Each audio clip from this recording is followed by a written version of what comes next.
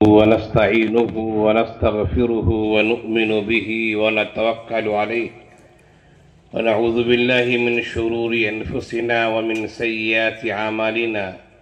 من يهده الله فلا مضل له ومن يضلله فلا هادي له ونشهد أن لا إله إلا الله وحده لا شريك له ونشهد أن محمدا عبده ورسوله أصلي وأسلم عليه وعلى آله وصحبه وأزواجه وذرياته ومن تبعهم بإحسان إلى يوم الدين. أما بعد فقد قال النبي صلى الله عليه وسلم خيركم من تعلم القرآن وعلمه أو كما قال عليه الصلاة والسلام. مدرسہ دارالعلوم عرفانیہ سنگریڈی کے ذمہ داران، اساتذہ کرام، طلبہ عزیز اور سامعین عظام، اسٹیج پر تشریف فرما اہل علم و فضل، مہمانان گرامی، تقریباً میں سمجھتا ہوں 2 سال کے بعد اس جگہ آنے کا موقع ملا ہے۔ اس سے پہلے مدرسہ حسینیہ فیض القرآن، جس کے بانی و ناظم جناب کوثر آفاق صدیقی صاحب ہیں، ان کا پروگرام ہوا تھا۔ اس کے بعد یہ دوسرا موقع ہے 2 سال کے وقفے کے بعد۔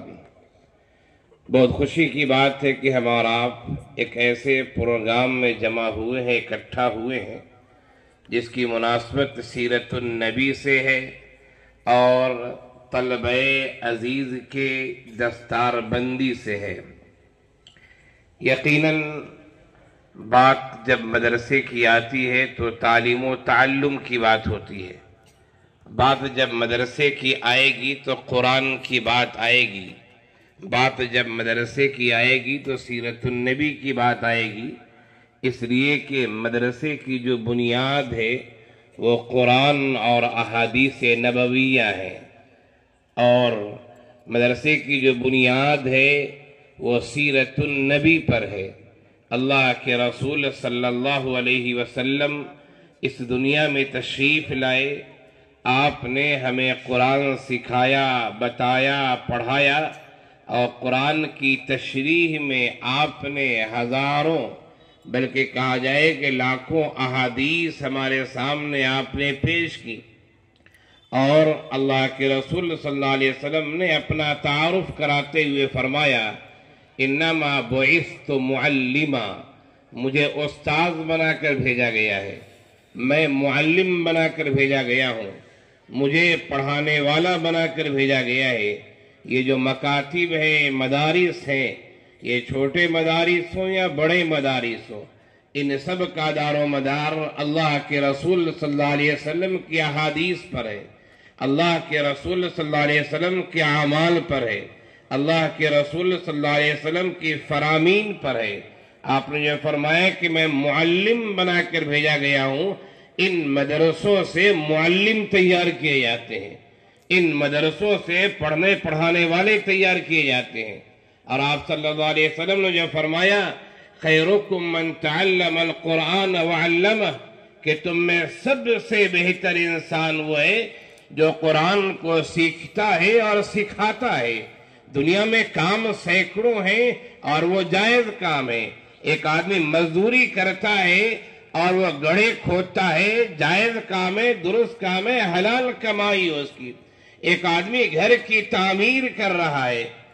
وہ مزدور ہے، وہ راج مستری ہے، وہ اپنی کمائی میں حلال کمائی کما رہا ہے، جائز کمائی کما رہا ہے۔ ایک آدمی اس کی شاپ ہے، دکان ہے، وہ دن اور رات اپنی دکان میں بیٹھتا ہے، وہ حلال کمائی کما رہا ہے۔ ایک آدمی ہے جو ہوٹل میں کام کرتا ہے، کھانا پکاتا ہے، یا اسی طرح ٹیبلوں پر کھانا لگاتا ہے، ایمانداری امانت داری سے کام کر رہا ہے، اس کی روزی حلال ہے۔ ایک آدمی کار ڈرائیور ہے، ایک آدمی بائک چلاتا ہے، اور آج کل اولا، اوبیر اور نہ جانے کتنی کمپنیاں آ گئی ہیں، اس سے جڑ کر وہ آدمی ڈرائیونگ کرتا ہے، پیسے کماتا ہے، حلال کمائی ہے۔ دنیا میں ایک نہیں سینکڑوں کام ایسے جو حلال ہیں، جائز ہیں، آپ وہ کام کریں، آپ کو منع نہیں کیا جائے گا، بہت بہتر کام کر رہے ہیں، لیکن ہمارے آقا نے فرمایا کہ کاموں میں سب سے افضل کام، فرمایا کہ دنیا میں جو کام ہے ان میں سب سے افضل کام جو ہے وہ فرمایا خیرکم من تعلم القرآن وعلمہ، جو آدمی قرآن کو پڑھنے پڑھانے میں لگا ہوا ہے، جو آدمی قرآن کی نشر و اشاعت میں لگا ہوا ہے، جو آدمی قرآن کے احکام کو پھیلانے میں لگا ہوا ہے، جو آدمی قرآن کی باتوں کو سمجھانے میں لگا ہوا ہے، جو آدمی قرآن کی دعوت میں لگا ہوا ہے، جو آدمی قرآن کو عام کرنے میں لگا ہوا ہے، ہمارے آقا نے فرمایا خیرکم، وہ تم میں سب سے زیادہ بہتر ہے، یاد رکھو۔ اہل مدارس، اہل مکاتب، اسی طرح وہ ادارے جہاں ڈائریکٹ قرآن کی تعلیم ہوتی ہے، اس ادارے میں پڑھنے والے، پڑھانے والے، ان اداروں سے جڑنے والے وہ قابل مبارکباد ہے۔ ان کی قدر کرنا سماج کے ہر فرد کی ذمہ داری، یاد رکھیے۔ مجھے یاد آتا ہے اگر مدارس کی تاریخ آپ دیکھیں تو مدارس کی تاریخ رکے گی نہیں، آپ دیکھتے جائیں اس مدرسے سے پہلے کون سا مدرسہ، اس سے پہلے کون سا مدرسہ، یقیناً ہندوستان کی سرزمین میں ایسے مدرسوں کا نام آئے گا جنہیں ہم ام المدارس کہتے ہیں، لیکن تاریخ وہاں رکتی نہیں ہے، آپ اس کے بعد بھی جائیں، آگے بڑھتے رہیں، آگے بڑھتے رہیں، یہ تاریخ آپ کو وہاں تک لے جائے گی کہ مسجد نبوی جہاں اللہ کے رسول صلی اللہ علیہ وسلم نماز پڑھا کرتے تھے، جس مسجد نبوی کے کنارے میں ابھی بھی اللہ کے رسول صلی اللہ علیہ وسلم کا روضہ مبارکہ ہے، آپ کے روضے سے لگا ہوا آج بھی وہ چبوترا موجود ہے جس چبوترے پہ اللہ کے رسول صلی اللہ علیہ وسلم تعلیم دیا کرتے تھے۔ آپ اور بھی آگے جائیں، اور بھی آگے بڑھیں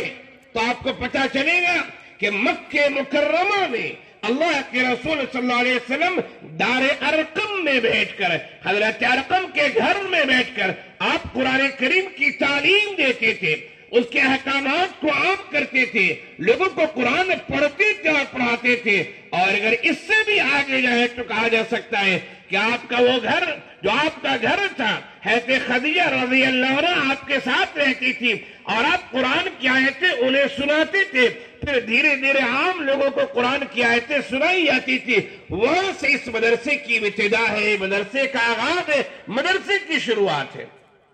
یہ مدرسے کی تاریخ ہے۔ آقا صلی اللہ علیہ وسلم نے جب دعوت کا کام شروع کیا ہے،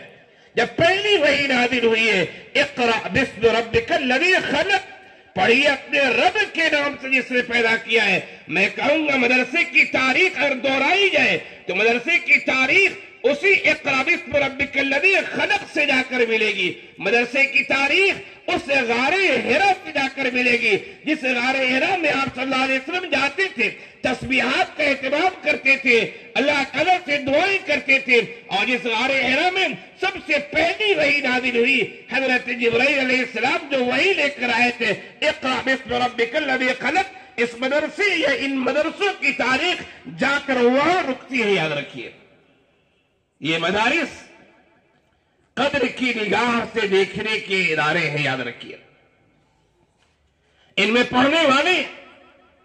کوئی اور بھی کام کر سکتے ہیں، میں یہ بات کہا کرتا ہوں، یہ پہلی دفعہ نہیں کہہ رہا ہوں، میں نے یہ بات ہندوستان میں جہاں جہاں جانا ہوتا ہے موقع و مناسبت دیکھ کر میں کہتا ہوں۔ ابھی کچھ دنوں پہلے اڑیسہ پروگرام میں جانا ہوا، وہ بھی میں نے یہ بات کہی، یہ جو لوگ مدارس کو چلا رہے ہیں ان کی تاریخ سیرت النبی سے ملتی ہے، ان کی تاریخ غار حرا سے ملتی ہے، ان کی تاریخ دار ارقم سے جڑتی ہے، ان کی تاریخ صفحہ نبوی سے جڑتی ہے، جو صفحہ آج بھی مسجد نبوی میں موجود ہے، لیکن ہمارا مسلم سماج ان مدارس سے جڑنے والوں کو، پڑھنے والوں کو، پڑھانے والوں کو اکثر مسلمان بہت معمولی اور گھٹیا سمجھتے ہیں۔ یہ مدارس میں پڑھنے پڑھانے والے اللہ نے انہیں بھی 2 ہاتھ دیے، 2 پاؤں دیے، زبان دیے، یہ چاہے تو تدریس کو چھوڑ کر ان کے دست و بازو میں طاقت و قوت ہے، اگر یہ مزدوری کر لیتے تو مدرسے کی تنخواہ سے 4 گنی 5 گنی 10 گنی رقم کما سکتے ہو، لیکن یہ اللہ کا فضل ہے یہ اس کا کرم ہے، یہ اس کا احسان ہے. جتنا شکر ادا کیا جائے کم ہے کہ اللہ نے اپنے نبی کے وارثین کے لیے انہیں منتخب کیا ہے اور انہیں چنا ہے. سب کا انتخاب نہیں ہوتا ہے. مدرسے میں آنے والا ہر بچہ حافظ نہیں بن جاتا ہے. ہم لوگ شروع سے پڑھا رہے ہیں، جب سے فارغ ہوئے 18 سال 20 سال سے پڑھا رہے ہیں. مدرسے میں داخلہ لینے والا ہر بچہ عالم نہیں ہو جاتا ہے، ہر بچہ فاضل نہیں ہو جاتا ہے. عالم ہونا، فاضل ہونا، مفتی ہونا، حافظ ہونا، قاری ہونا، یاد رکھیے اس کا انتخاب بھی اللہ کی طرف سے ہوتا ہے. اللہ جسے منتخب کر لے اپنے دین کی حفاظت کے لیے، یہ دین اللہ کا ہے، اللہ نے اس کی حفاظت کی ذمہ داری لے رکھی ہے. قرآن کریم میں فرمایا گیا اِنَّا نَحْنُ نَزَّلْنَا الذِّكْرَ وَإِنَّا لَهُ لَحَافِظُونَ. ہم نے قرآن کریم کو نازل کیا ہے، ہم ہی اس کی حفاظت والے ہیں. قابل مبارکباد ہے وہ افراد جو قرآن کریم کو پڑھنے اور پڑھانے میں لگے ہوئے. انہیں اپنے آپ کو معمولی اور ہلکا نہیں سمجھنا چاہیے. لوگ ہلکا سمجھنے دیجیے، لیکن آپ کو اپنے علم پر اعتماد ہونا چاہیے. لوگ تو کسی حالت میں نہیں چھوڑیں گے، یاد رکھیے. لوگوں کے چکر میں اگر پھنسیں گے، لوگ کسی حالت میں آپ کو نہیں چھوڑیں گے. آپ یہ دیکھیں کہ آپ جو کام کر رہے ہیں وہ کام صحیح ہے یا غلط ہے. اگر کام صحیح ہے تو اخلاص کے ساتھ، ایمانداری کے ساتھ، امانت داری کے ساتھ، جوہد مسلسل کے ساتھ وہ کام کرے. آپ کہیں گے مدرسے میں پڑھائیں گے، لوگ ایسا کہیں گے. لوگ تو ہر صورت میں کہیں گے، یاد رکھیے. آپ اگر کسی ادارے کے ذمہ دار ہیں، کسی تنظیم کے صدر اور سیکریٹری ہیں، یا کسی اور چیز کے رکن ہیں، اور اللہ نے صحت آپ کو اچھی دیے، بدن اچھا ہے، کہنے والے کہیں گے دیکھو حرام کا کھا کھا کے موٹا ہوتا جا رہا ہے. اور اگر دبلے پتلے ہیں، صدر ہیں، سیکریٹری ہیں وغیرہ وغیرہ، دبلے پتلے ہیں، لوگ کہیں گے دیکھو حرام کا کھایا نا، اللہ کی مار پڑی ہے، صحت نہیں بن رہی ہے اس کی. چین کسی صورت میں نہیں ہے. اگر آپ کو اللہ نے صاحب مال بنایا ہے اور اللہ نے خیر کے راستے میں خرچ کرنے کی توفیق دی ہے، اللہ کا شکر ادا کیجئے کہ اللہ نے بہت اچھی توفیق دی ہے. لوگوں کے چکر میں پھنسیں گے، لوگ کہیں گے دیکھو بہت پیسے دے رہا ہے نا، اپنے آپ کو سخی کہلوانے کا بہت شوق ہو رہا ہے، اپنے آپ کو فیاض کہلوانا چاہتا ہے، اپنے آپ کو بہت مالدار کہلوانا چاہتا ہے. لوگوں کو خوب پیسے دے رہا ہے اور نہ دیجیے پیسے، کہیں گے دیکھو اتنا پیسہ اتنا بخیل ہے، کسی کو چندہ بھی نہیں دیتا ہے. یہ تو لوگوں کے چکر میں بھی نہیں پھنسنا ہے. ہمیں ایمانداری، امانت داری، اخلاص، اپنے علم پر یقین اور بھروسے کے ساتھ ہمیں خیر کے راستے کو اختیار کرنا ہے. کسی بڑے کو اپنا رہبر اور رہنما بنانا ہے تاکہ کام صحیح طریقے سے ہم کر سکیں. یہ مدارس میں کرنے والے بہت قابل مبارکباد ہے، بہت قابل مبارکباد ہے. حالات کبھی کبھی میں ان تمام لوگوں کو جو مدارس سے جڑے ہوئے ہیں، مکاتب سے جڑے ہوئے ہیں، انہیں مبارکباد پیش کرتا ہوں. آپ جم کر کام کریں اور یہ سمجھے کہ اللہ کی طرف سے ہمارا انتخاب ہوا اس کام کے لیے. حالات آتے ہیں، حالات سے گھبرانے کی بات نہیں، واقعات سنانے کا موقع نہیں ہے. مجھے ایک روایت یاد آ رہی، ترمذی شریف کی حدیث ہے. اللہ کے رسول صلی اللہ علیہ وسلم کے صحابی جلیل حضرت ابو ہریرہ رضی اللہ عنہ فرماتے ہیں،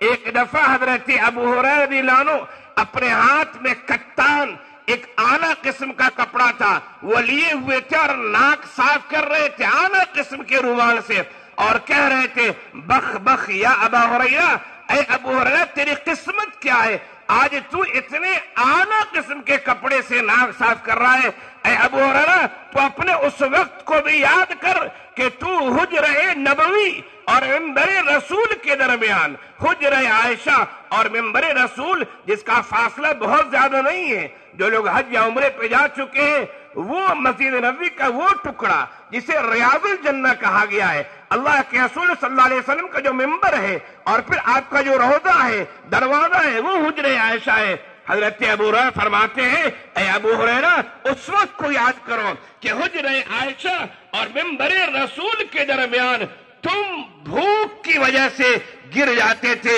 لوگ سمجھتے تھے تمہیں مرگی ہو گئی ہے. لوگ تمہاری گردن پر پاؤں رکھتے تھے کہ اسے فٹس کی بیماری ہو گئی ہے, اسے مرگی ہو گئی ہے. لیکن خدا کی قسم کھا کر کہتا ہوں, مجھے مرگی نہیں تھی, مجھے فٹس کی بیماری نہیں تھی, بلکہ میں بھوک کی وجہ سے بے ہوش ہو جاتا تھا, گر جایا کرتا تھا. وہ ابو ہریرہ رضی اللہ عنہ جنہوں نے اس طرح علم حاصل کیا ہے, ایک وقت آیا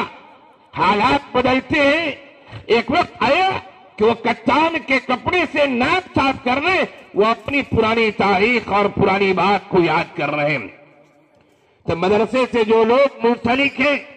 مدارس اسلامیہ خاص طور سے ہندوستان کے ماحول میں جو لوگ مدارس اسلامیہ سے منسلک ہیں, وہ انتہائی قابل مبارکباد ہیں.